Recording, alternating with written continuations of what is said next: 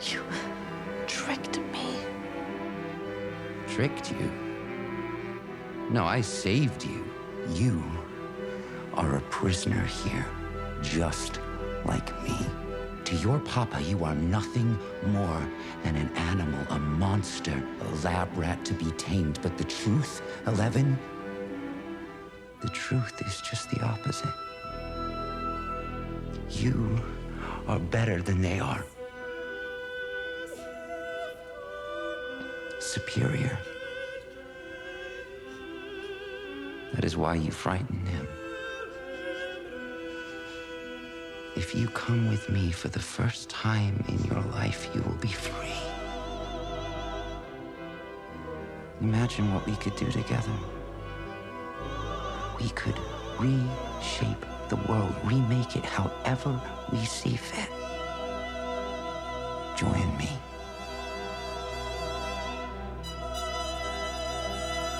No.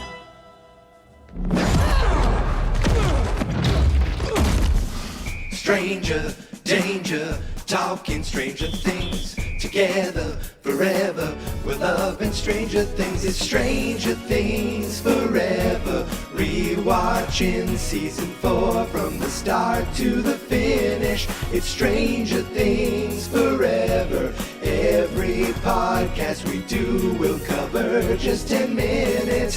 Stranger danger everywhere. I hope that you people still care. It's time for me to do it. Let's get to it. Come on, everyone.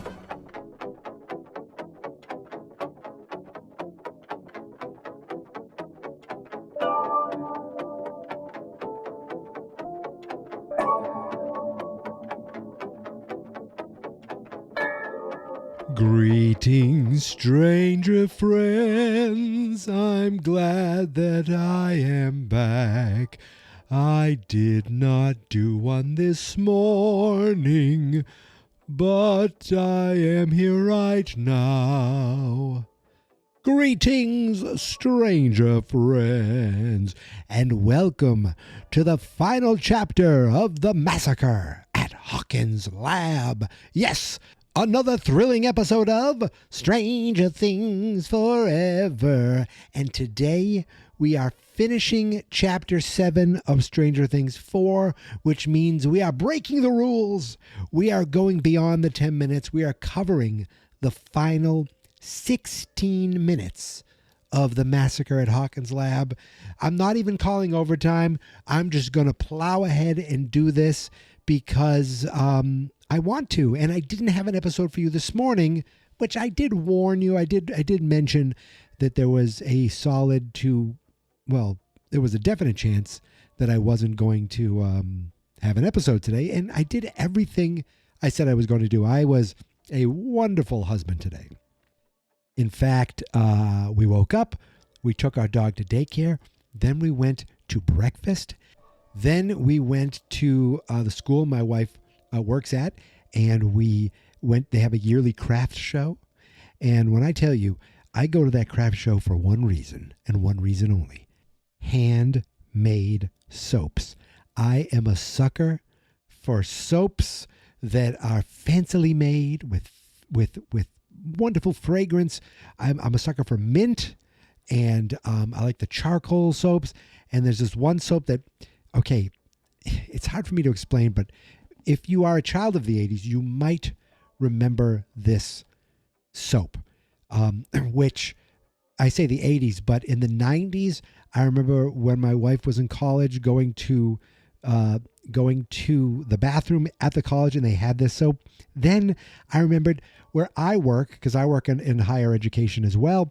When I first started working there a long time ago, they still had this soap in the bathrooms, and it was literally, you go to the bathroom now, you put your hand under a soap, and it's like zzz, and the foam soap comes down, or sometimes it's the liquid soap. But when we were kids in the 80s, and then again it was still there in the 90s, some of these bathrooms had powdered soap. Ask your parents, ask your friends, ask your uncles. Powdered soap in these bathrooms. So you'd go and you literally would turn a like a little dial, and it would grind the whatever's in there. I don't know what it was, a big brick of soap, and it would grind this powdered soap in. And I was like, it was something that I remembered early on being a kid, then rediscovering it in my young adult life, at the college level. And then when I started working, I was like, what is this magnificent, glorious powder? No, not that powder. That's a different powder in the 80s. This was soap. And it was, it has a specific smell. I don't even know what it is. I don't know if I can, it smells like that soap. I don't even know what to call it. Like, if you remember that smell, the bar of soap that I got today at the craft show is that smell. So we did that. Then we went shopping. We did a little thrifting. We went to a winter market at this place up in New Hampshire. They bring out all these little shops and they build up these little like huts that you can go walk around. But it was a beautiful day anyway. And then I raked some leaves, and then I said I was last night. My nephew ended up hanging out with his friends. Well, today he made up for it, because today we watched Black Phone 2. In fact, we just finished it like an hour and a half ago, and that was fun to watch. He's 13, so I was like, well, at 13 I was watching scary movies, and I think I mentioned to him, I go, well, weren't you afraid of Stranger Things? He goes, no, I just said that because I didn't want to watch it. Now, I don't know if that's true or not, but I'm going to give him the benefit of the doubt. And this movie was definitely rated R, and it was my first time just watching a rated R with my nephew, rated R movie, and there was definitely a lot of violence in it, but I tried to keep it light, and I think he enjoyed it. We were like, oh, and so I think, and the movie was fun. The movie was enjoyable, and I point out, I go, see that guy right there? His daughter is on Stranger Things. Now, if my niece was there, she would have been like, who? He was like, okay, I don't really care. So, it is what it is. I tried to bring it back to Stranger Things with him, but it just doesn't stick. With my niece, she'd be all over it, but she was out. So I quickly typed Stranger Things into Google News, and nothing really new came up at all, except I think I saw that Noah Schnapp is going to be Millie Bobby Brown's child's godfather. I don't know if it's a boy or a girl. I don't know. But from my understanding is she married into royalty, the Bon Jovi family, the Bon Jovis, and they're adopting a kid, which is like, at that age, like, kudos. Now, at the same time, they can give that kid an incredible life. Never mind the Netflix money. How about the Bon Jovi money? That's the real money right there. So congratulations to Noah for being named Godfather. I can say without a shadow of a doubt that being a godfather is a wonderful experience. Now, I'm a godfather to my niece, so my wife and I were the godparents of our niece.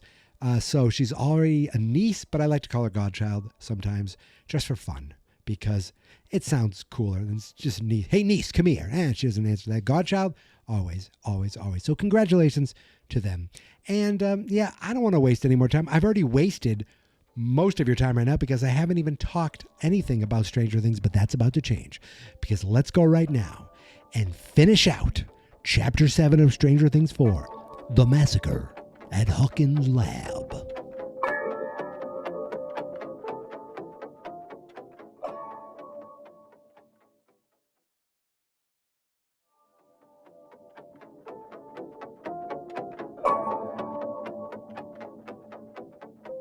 So you know what's crazy? With just about every other episode, I cover 10 minutes. Some of the finales I go over a couple minutes. This is the longest I've gone over, with 16 minutes to cover, and yet it was the fastest it felt like to watch. Everything just happened so quickly, and I think a lot of that has to do with the fact that for the most part, we never left 11 and 1. You know, there were moments where we saw what 1 was talking about through Nancy's eyes, and there were moments where what 11 was going through we saw through Brenner and Dr. Owens, but we never went to see what was happening really with Nancy in the real world. We didn't go to California. We didn't go to Russia. We didn't go to, the other kids in Hawkins that were, already through the hole, and Robin, any of them.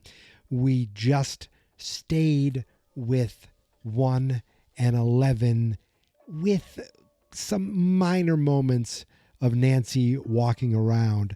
But the segment opens or starts with 1 still talking to 11, saying, I know you're just scared. I was scared once too. I know what it's like to be different, to be alone in the world. And then we go to Nancy seeing the world of Vecna. She is seeing the same kind of mind, I guess it's Vecna's internal mind and the Creel house pieces, and it all starts to come together. I think she sees Fred. I know she sees the dead bodies, and she realizes that, Vecna realizes where she is, and he's like, so I said we never really left them. Okay, maybe for a minute we left 1 to go talk to Vecna. Does that really count? He says, I see you've been looking for me, Nancy. You were so close to the truth. How was old blind, dumb Victor? Did he miss me?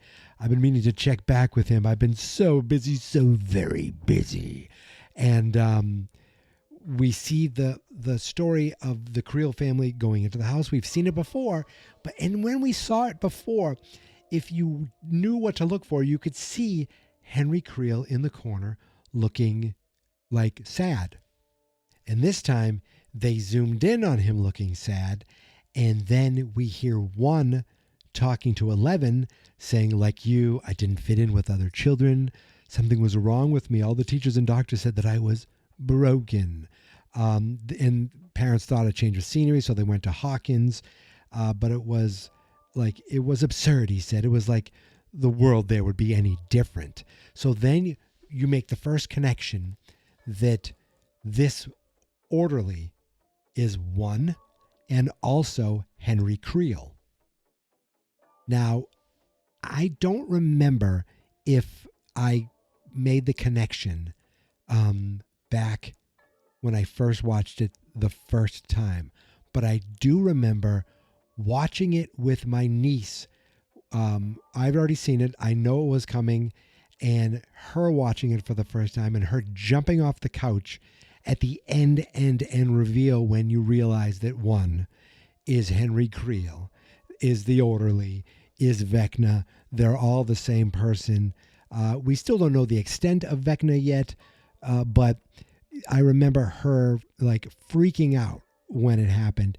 But I don't remember if I'm watching it at this point that I've made the connection. And I'm wondering if any of you figured it out earlier than that, or figured it out at this moment, or were thinking it, and then it wasn't until the final reveal that you were like, oh my God. So it's at this point that we're seeing Nancy see Henry Creel flashbacks. She is not being talked to. So she is just seeing this. I'm not sure she's made any connection yet of what she's seeing or why she's seeing it. I don't know if she realizes that the kid she's seeing becomes Vecna, but while she's seeing it, we're listening to 1 continue his villain dialogue to 11, saying, to my surprise, our new home provided a discovery. And that's when we find out that he really likes spiders. And, it kind of makes sense later on when we see something he creates, something that, some people think might be the main villain at this point. Kind of makes sense, right? He says a lot of people detest them, but I find comfort in them, a kinship. Like me, they are solitary creatures, deeply misunderstood. They are gods of our world. That doesn't make any sense. Spiders are gods of our world. The most important of all predators. Really? Spiders? Man, I don't know about that. But he did mention how they feed on the weak, and that is what Vecna does. He talks about how humans are a unique type of pest, and they enforce the structure in the world that he sees as a straitjacket, a cruel, oppressive world dictated by made-up rules. And then we see him kind of I love the lines. He said, I have it written down here. Seconds, minutes, hours, days, weeks, months, years, decades, each life a faded, lesser copy of the one before. Wake up, eat, work, sleep, reproduce, podcast, and die. Okay, maybe I added that one part. Everyone is just waiting for it all to be over, and while performing in a silly, terrible play day by day. That is an incredible monologue right there. But he realizes that when we see him, messing with the clock, he realizes that he has this power. And I think when Nancy sees him messing with the clock, she's like, oh, the clock. Oh my God, it's him. Like maybe she's made the connection right then and there, because she seems to be like, whoa. But he realizes that he can make his own rules. He can restore balance to a broken world. A predator, but for good, including what? Killing rabbits? Because remember, they were like, we were, Victor Creel talked about how they were cursed and how these animals would be killed. That's because your son was doing it.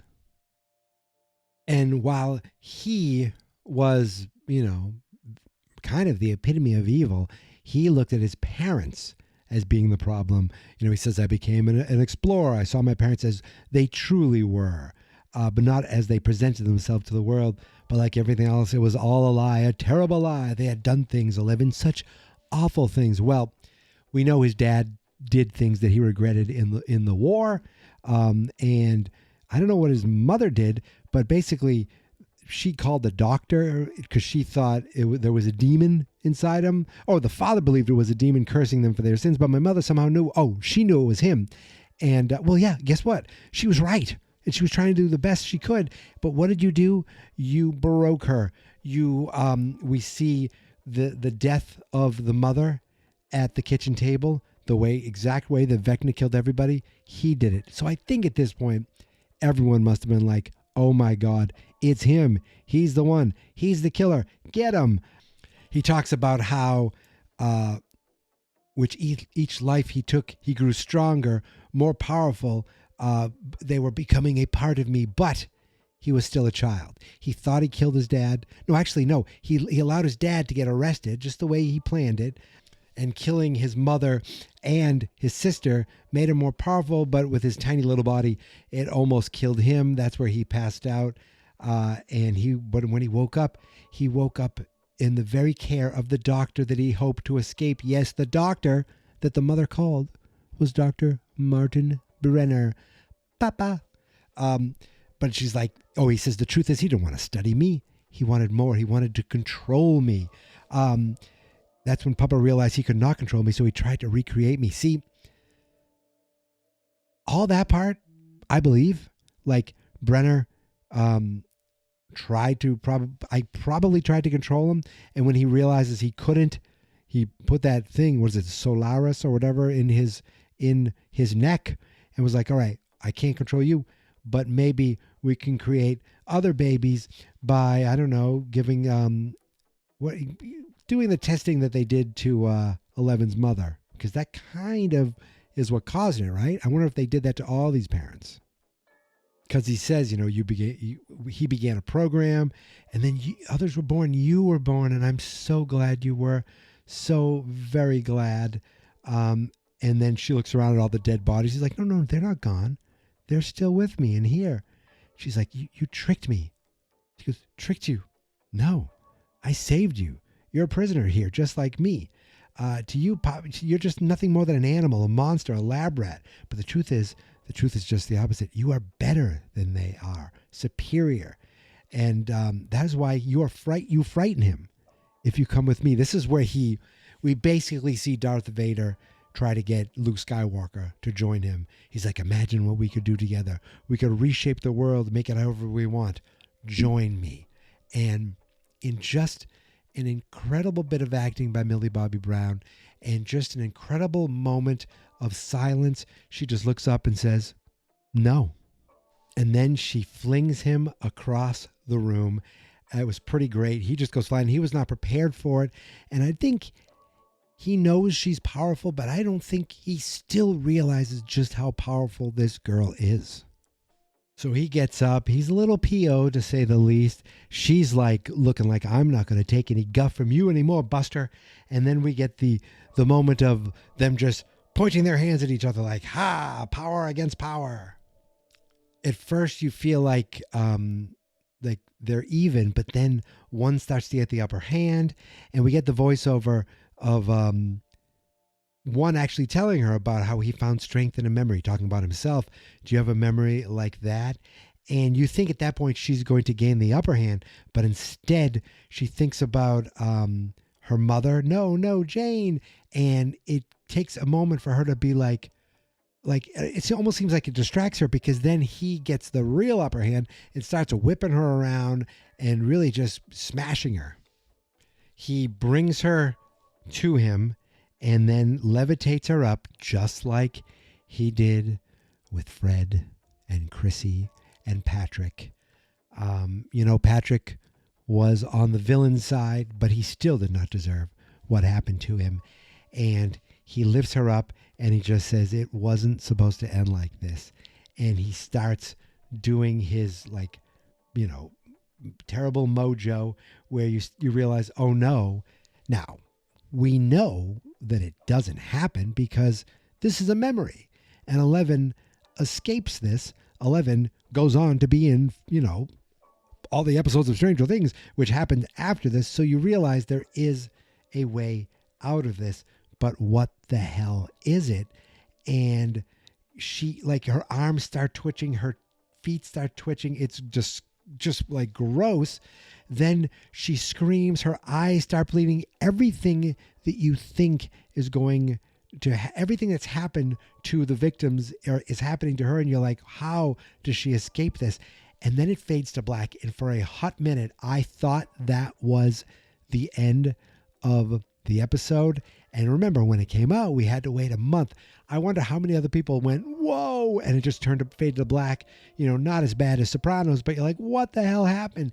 And you think you're about to see the credits roll, and instead you see a flicker of light. And it almost represents, and you see flying clouds, but really what I think we're seeing here is the birth of 11. It's like her coming through. We see Brenner there in the delivery room. We see nurses. We hear crying. We see Jane's mother. We see 11's mother. There she is, and touching the baby, and she's saying, I love you. And it fades back in, and we see 11 with blood coming out of her nose, coming out of her eyes. We see her, and it's freaking awesome. We see her put her head down, fight it, and look him directly in the eyes. And on his face, he's like, what the what? And she just takes her hands and fights back and pulls and just, I don't even know what to say. She just pushes him through, and her hands are about to break. She kind of gets control of him then, and then midair gives him the power push, whatever you say. He flies through the mirror, smashes up against the wall. She lands in a superhero pose. I don't always love the superhero pose, but this is the greatest superhero pose land that I've ever seen in my life. And while that's happening, we see in the real world 11 in the tank. We see her nose is bleeding. All the TV screens are flickering and going crazy. Lights are flickering all over the Nina Project, going crazy. Owens looks over. He sees this monitor, all the readings going off the charts. And while he looks nervous and a little panicked, you can see just a little bit of concern on Brenner's face as he looks and he says, it's happening. This is what they've been waiting for. This is the moment where the 11 now realizes the life and the memory and what happened. And this is how she gets her powers back. But it gets even better. So the one is now pushed through the mirror, which we probably would realize is a two-way mirror because there's a room on the other side for observation.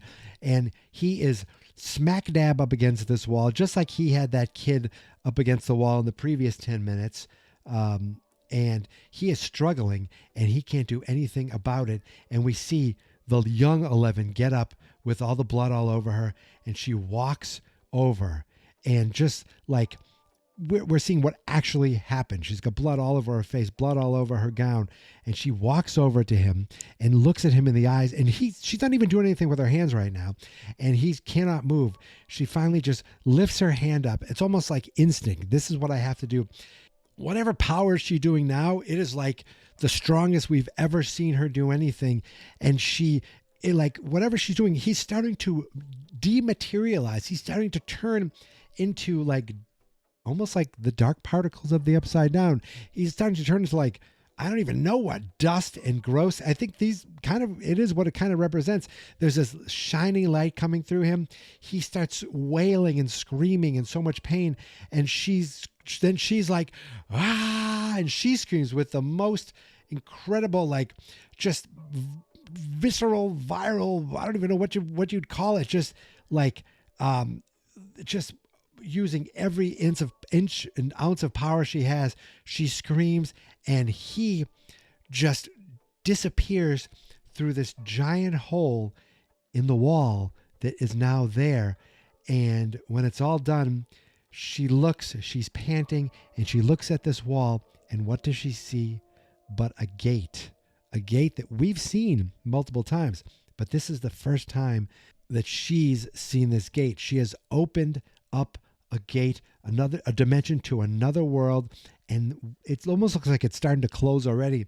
But before it does, we go through that gate, and we see just this volcanic, hellish hellscape, for lack of a better term, hellscape, with lightning and mountains. And we see way off in the distance, we see one flying through. He's like whole again, but he looks like he is being tortured by the elements, lightning striking him. He's flipping around and screaming, and just constant lightning ripping his clothes apart, he's flying away again. But at one point it starts burning him. It starts transforming him. It starts melting him. And he's looking, his hand is changing. His face is changing. Everything is changing. And his face starts to look like a demon. And you realize, wait a second, I know who these started to look like. And then we flash to Vecna now. Vecna with all the tentacles and all the grossness that you see on him, the Vecna that we have seen all this time. We now zoom in on him, and the camera pans down, and you see one of a leech moves over his hand as it zooms in on the wrist, and you see on his wrist the tattoo of the number 1. And it is this moment that Stranger Things went away for a month. The moment where you realize that this orderly is Henry Creel, is Vecna. And that is the end of the massacre at Hawkins Lab. So with this final 16 minutes, really what we learned is 11 more than likely has her powers back. As I said already, we learned the true identity of Vecna, but Nancy is still in, Vecna's trance.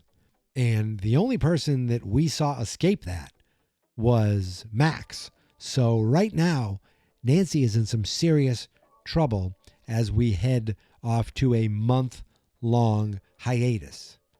Well, it was a month-long hiatus for us when we originally watched it. For Stranger Things Forever, at the very least, we will be picking up on Monday with all new episodes covering Chapter 8, Papa.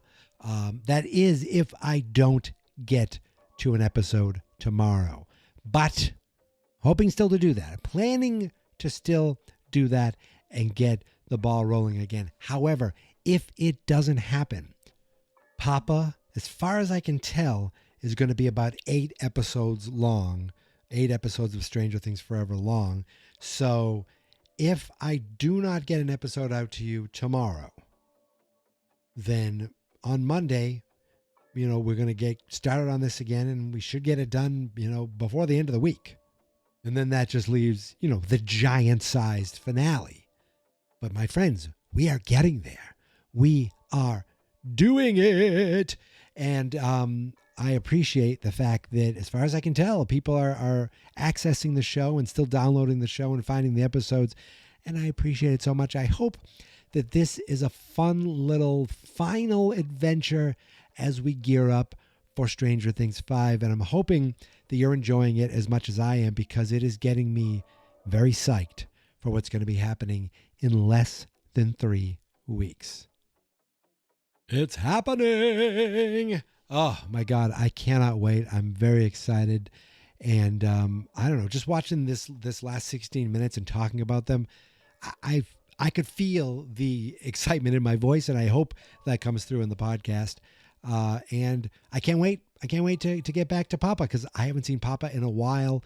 I am looking forward to rediscovering that episode as well as the piggyback. But that's not tonight. That is Monday at the latest, if not tomorrow. But for tonight, we are done. So I want to thank you guys for listening. I want to thank you guys for, as I said, for continuing to find the show. And until you hear from me again, you can follow me on all the socials at Geek Mentality, of course, except TikTok, which is Geek Mentality Mike. We have a Facebook page for the website, for the entire website, which is Fans.Experts. We have a YouTube channel for the entire website, which is Fans.Experts as well.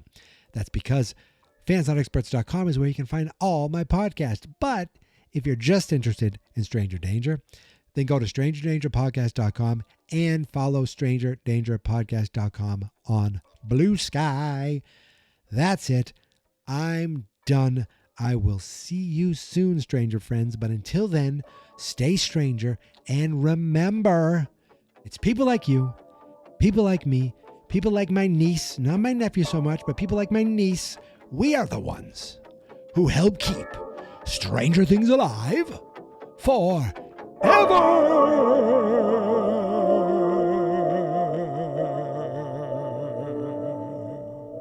Fans not experts.